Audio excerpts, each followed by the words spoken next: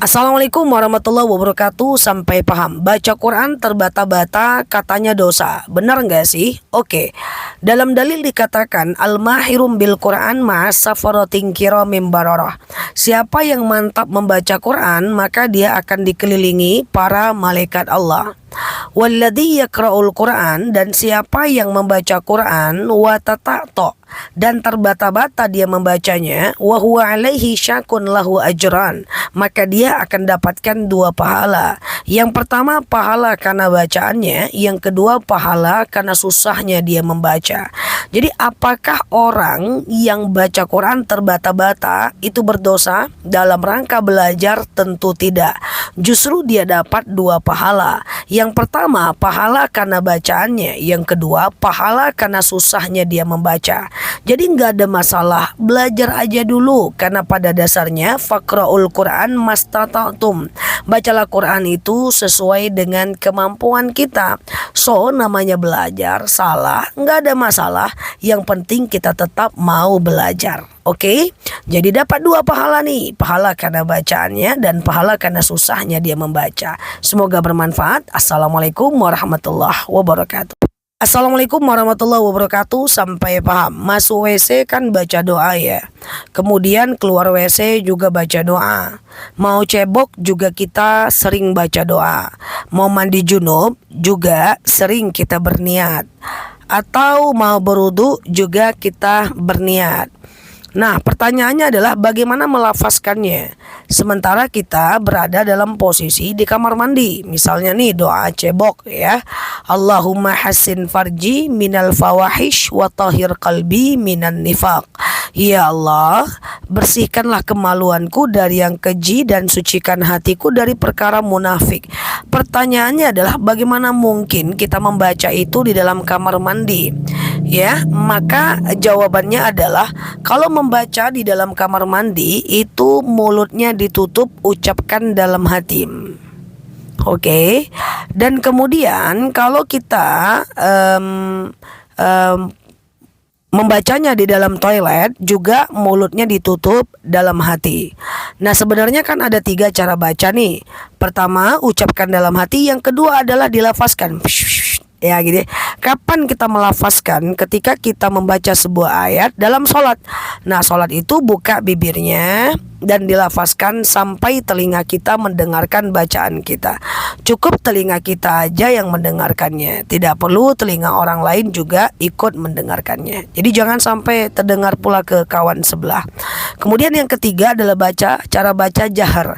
Jahar itu kayak aku ngomong gini. Kapan? Sangat disunahkan dalam baca Quran. Jadi baca Quran itu usahakan suaranya kuat-kuat ya. Artinya berlafazlah supaya kita bisa untuk menempatkan bacaan Quran kita, yang mana kho, yang mana ha, yang mana ha, dan seterusnya.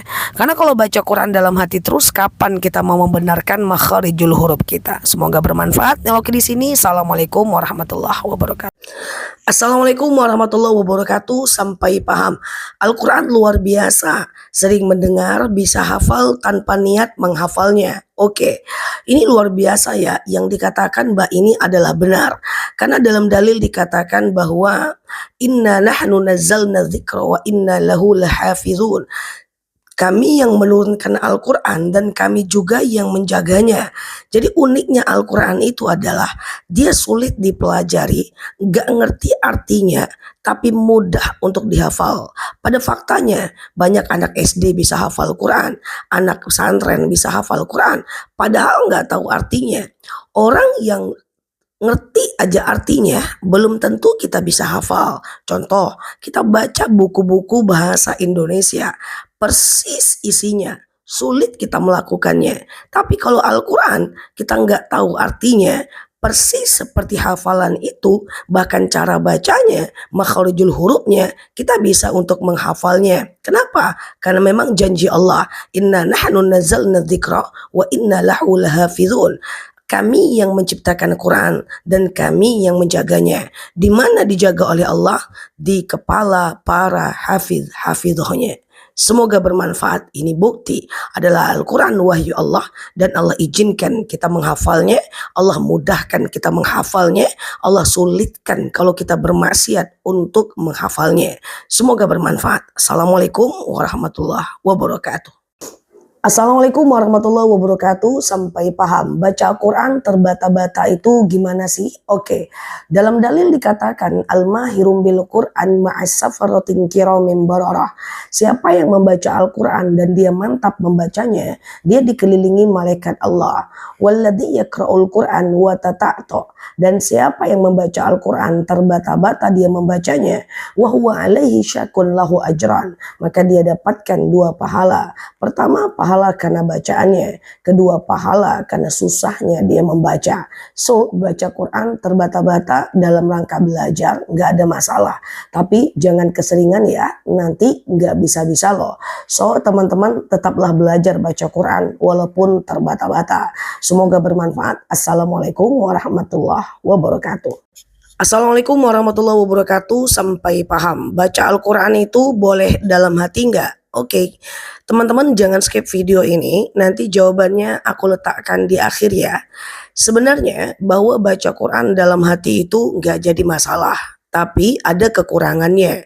Saya awali dengan sebuah dalil, alladzina yadhkurunallaha qiyaman wa qu'udan wa 'ala junubihim wa yatafakkaruna fi khalqis samawati wal ard. Memang baca Quran itu adalah bagian dari zikir. Ingatlah Allah saat tegak, duduk dan baring. Dalam artikulasi tidak ada ketentuan yang sangat sulit untuk membaca Quran, apakah sambil baring, apakah dalam hati, apakah diucapkan dengan suara keras, sebenarnya tidak ada masalah. Tapi teman-teman semuanya, saya tetap menyarankan bacalah Quran dengan suara yang jahar. Jahar itu seperti saya yang ngomong seperti ini. Apa tujuannya? Jika baca Al-Quran itu di dalam hati, nanti kita jadi nggak benar-benar bacaannya. Sementara kita perlu meneliti apakah makharijul huruf kita benar atau tidak. Yang mana kho, yang mana ha, yang mana sa, yang mana sa, yang mana sa. Kita perlu tahu dan kita perlu melafazkan itu. So, untuk pemula saranku tetap besarkan suaranya ketika kita melakukan bacaan Al-Quran, kecuali untuk yang sudah expert, bolehlah dia melakukan baca Quran di dalam hati karena dia udah pandai nih. Nah, selagi kita belum pandai, kita masih ada kesempatan untuk belajar baca Quran dengan membenarkan huruf-huruf kita. Semoga bermanfaat. Assalamualaikum warahmatullahi wabarakatuh. Assalamualaikum warahmatullahi wabarakatuh. Sampai paham. Ustazah, sedekah subuh saya mau transfer buat kakak saya yang di Jawa, boleh nggak? Oke, teman-teman, sedekah subuh itu adalah sedekah yang dilakukan di setiap subuh hari. Sebelum saya jawab, saya jelaskan dulu ya. Jadi masukkan aja dulu ke dalam dompet atau ke dalam celengan sedekah subuh harian kita. Nanti mau ditransfer dan dikirim kapanpun itu boleh. Dikasih ke siapa? Sedekah subuh itu bebas. Boleh dikasih ke saudara, ke kakak, kasih makanan kucing, kemudian traktir teman, untuk apapun dan siapapun boleh. Menyerahkannya apakah harus subuh? Tentu tidak. Boleh aja di siang hari, tapi usahakan di hari Jumat dalam mentransfernya. Karena di hari Jumat sedekah kita lebih dilipat gandakan. Misalnya kita nyerahkan sedekah subuh ke masjid. Apakah masjid itu akan menyerahkannya seketika itu juga? Tentu tidak. Tentu ada saat hari-hari di mana diserahkan. Nah, berbeda dengan subuh-subuh kita maraton dan kemudian kita serahkan di waktu subuh. Nah, itu beda kasus. Itu langsung kepada yang punya. Tapi pada intinya adalah sedekah subuh itu adalah sedekah di waktu subuh. Ingat, ada dalil mathalul ladzina yunfiquna amwalahum fi sabilillahi kamathali habbatin ambatat sab'a sanabila fi kulli sumbulatin mi'atu habbah. Sekali kita bersedekah, insyaallah Allah akan balas berkali-kali lipat, 700 kali lipat kepada kita. Semoga Allah balas kebaikan kita, Allah terima amal kita, dan tetap semangat ya sedekah subuhnya. Assalamualaikum warahmatullahi wabarakatuh. Assalamualaikum warahmatullahi wabarakatuh. Sampai paham. Ustazah, saya selalu zikir setiap hari dimanapun berada. Apalagi zikir astagfirullahalazim. Itu saya zikirkan terus walaupun kadang-kadang kita tidak menghitungnya. Kecuali di toilet. Apa penjelasan Ustazah? Oke. Dalam dalil dikatakan alladzina yadhkurunallaha qiyamau wa qu'udau wa ala junubihim wa yatafakkaruna fi khalqis samawati wal ard. Ingatlah Allah saat tegak, duduk, dan berbaring. Jadi zikir dimanapun, kapanpun, dalam kondisi apapun, itu nggak ada masalah. Lagi masak, zikir. Lagi nyetrika, solawat. Lagi nyetir, berzikir. Lagi kita duduk santai, zikir. Zikirlah saat tegak, duduk, dan berbaring. Tidak ada masalah. Justru lisannya orang-orang yang zikir itu tidak lain adalah zikir. Kalau dia batuk, misalnya, atau kalau dia bersin lah, hajim, dia ucapkan alhamdulillah. Kalau dia nguap, dia ucapkan a'udzubillahi minasyaitonirrajim.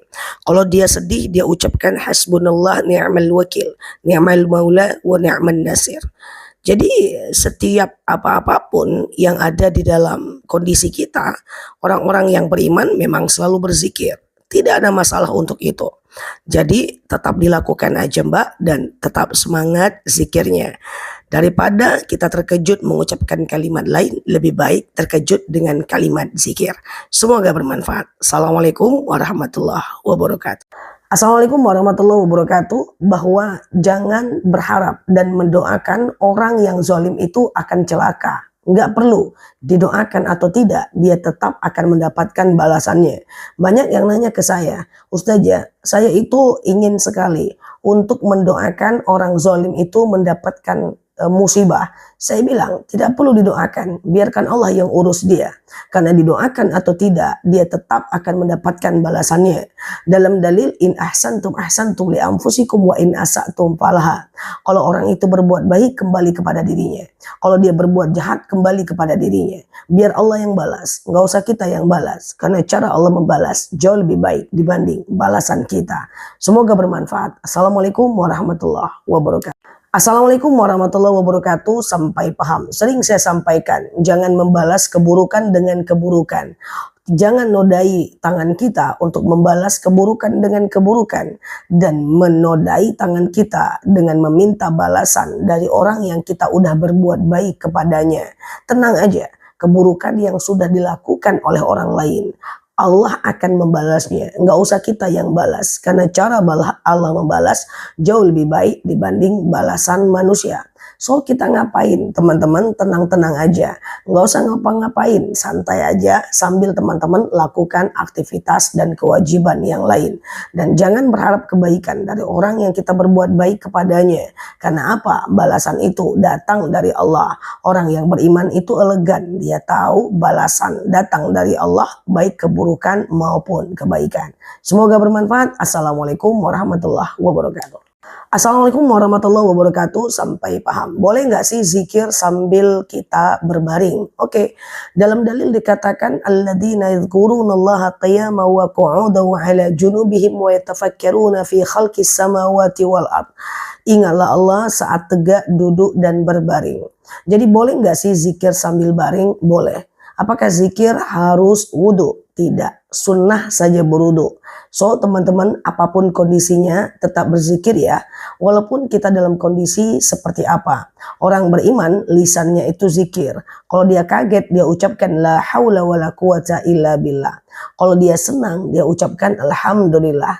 Kalau dia misalnya terjadi apa-apa pada dirinya, atau misalnya dia dalam keadaan menguap, dia ucapkan a'udzubillahi minasyaitonirrajim. So lisannya orang beriman adalah zikir, diamnya adalah fikir. Semoga bermanfaat. Assalamualaikum warahmatullahi wabarakatuh. Assalamualaikum warahmatullahi wabarakatuh. Sampai paham. Baca Al-Quran terbata-bata itu gimana sih? Oke. Dalam dalil dikatakan al-mahirum bil Quran ma'as safaratin kiramin bararah. Siapa yang membaca Al-Quran dan dia mantap membacanya, dia dikelilingi malaikat Allah.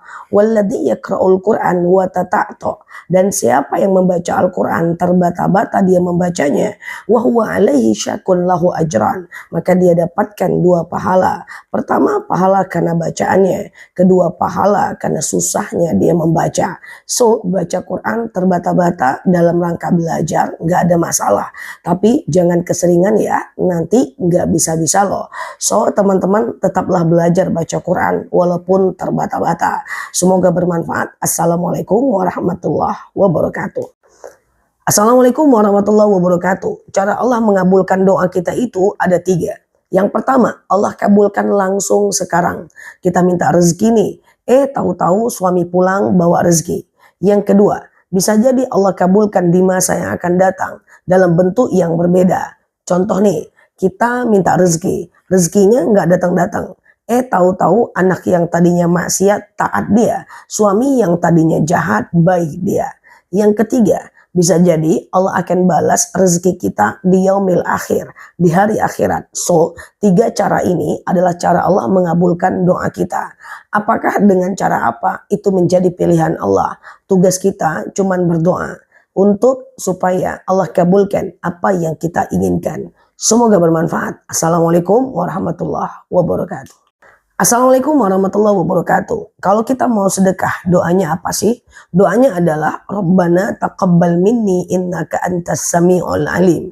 Kita misalnya sedekah nih, ngasih makan anak yatim, atau kita lebihkan bayarkan parkiran, atau kita ambil uang, kita sedekah ke wakafkan ke masjid atau apapun, teman-teman doanya Rabbana taqabbal minni innaka antas sami'ul alim. Ya Allah, terimalah dariku, sesungguhnya engkaulah maha mendengar dan maha mengetahui. Nah, itulah dia yang dinamakan dengan doa ketika kita mau bersedekah. Tapi apakah harus seperti itu? Tidak. Ya, cukup dengan sedekah aja cukup kok. Tapi kalau mau doa itu jauh lebih baik. Semoga bermanfaat. Assalamualaikum warahmatullahi wabarakatuh. Assalamualaikum warahmatullahi wabarakatuh. Kok kalau kita makin dekat sama Allah, kita makin banyak ujian ya? Kata-kata itu sering aku dengar. Teman-teman jangan ucapkan kalimat ini lagi. Ini sama dengan kita ngomong dengan suami kita. Bang, semenjak nikah sama abang kok hidupku makin susah ya. Pernyataan itu mirip dengan, ya Allah makin aku hijrah kok makin aku ini banyak ujian ya. Mirip. Ingat teman-teman, tak boleh lagi ucapkan itu. Kenapa? Karena ujian yang Allah berikan, tujuan Allah adalah untuk supaya mengecek atau menilai kita. Apakah dengan kita dikasih susah saat kita mendekat kepada Allah, kita tetap setia atau tidak? Kita dekat, kita tahajud, kita ibadah. Tahu-tahu datang sesuatu yang tidak kita inginkan. Tetap ibadah atau tidak? Ujian itu akan ada. Caranya gampang. Tetap ibadah apapun kondisi nasib kita. Semoga bermanfaat. Assalamualaikum warahmatullahi wabarakatuh. Assalamualaikum warahmatullahi wabarakatuh. Sampai paham. Tempatkan manusia pada tempatnya. Dan Allah pada tempatnya sendiri. Banyak kita ini yang sedih itu karena manusia. Nangis karena dikhianati. Sedih karena disindir-sindir. Galau karena kita ada orang yang gak setuju dengan kita. Kita gak bisa tidur kalau ada orang yang membenci kita.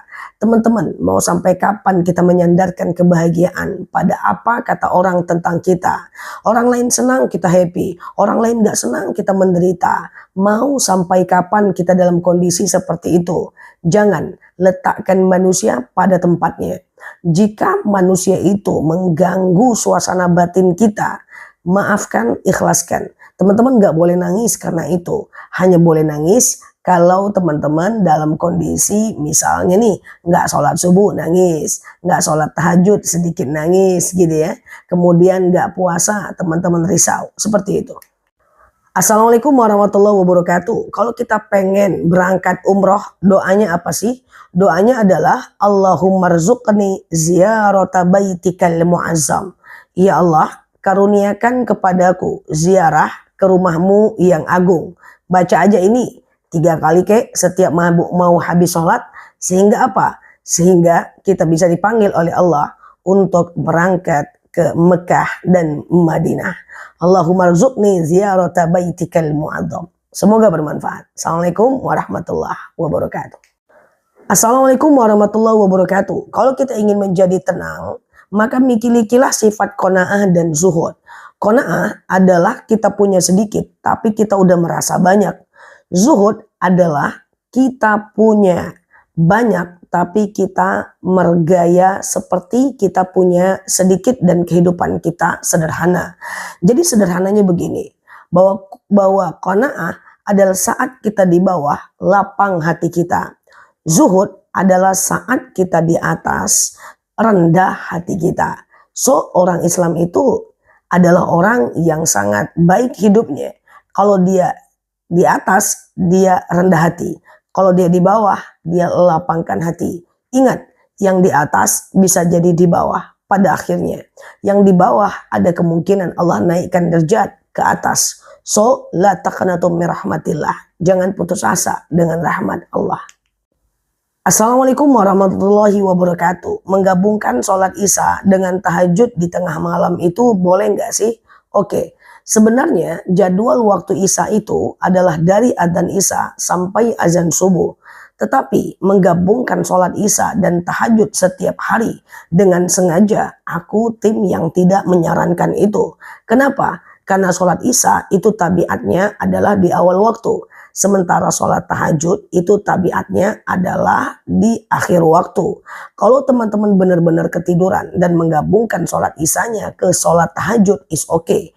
Tapi kalau nggak ketiduran dan hanya untuk disengaja, aku tidak saran.